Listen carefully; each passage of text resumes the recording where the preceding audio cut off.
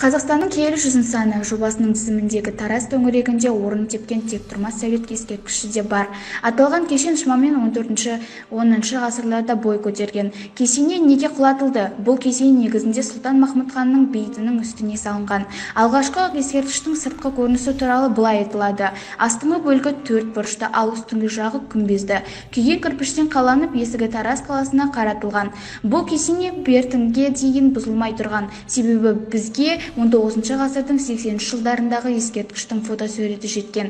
Тектұрмас кесенесі бірінші рет 19 ғасырдың екінші жартысында зерттелді. Тектұрмас кесенесінің сан жылдық кірпіштерін қант зауытының құрылысына пайдаланған. Десек те, сәулет ескерткішін қайта қалпына келтіру жұмыстары жүргізіп, 2002 жылы орта ғасырлық стильмен жаңа үлгіде ескерткіш қайта бой көтереді. Армысыздар, мен бүгін Тараз қаласының оңтүстік шығысында Талас өзенінің оң жағалауында әсем табиғатқа тамсанып келемін. Бұл жер тек әсем табиғатымен емес, сан ғасырлар бойы тарих сырын бойында сақтаған тектұрмас мекенмен танымал. Тектұрмас кесенесі 14 ғасырда Тараз қаласының оңтүстік шығысында Талас өзенінің оң жағалауында салынған. Жергілікті халыққа тектұрмас атымен танылған Сұлтан Махмұт жерленген орын ретінде белгілі.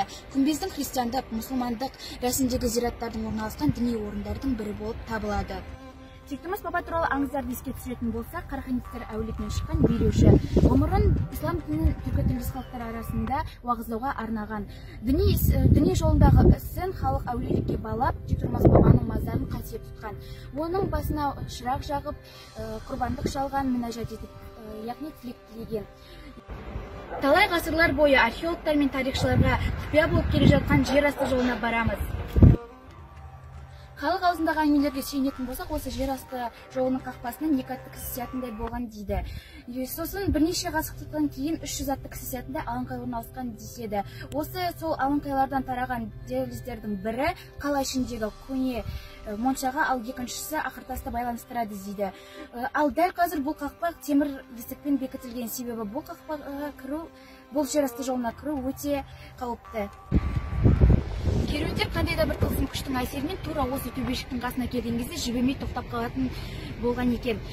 Себебі Құран оқитындар Құран оқып, құрбандық шалғаннан кейін барғана сапарға аттанатын болған. Осыдан кейін бұл жер текке тұрған жоқ, тек тұрмайды деген артымыздан шыққан деген де аңыздар бар.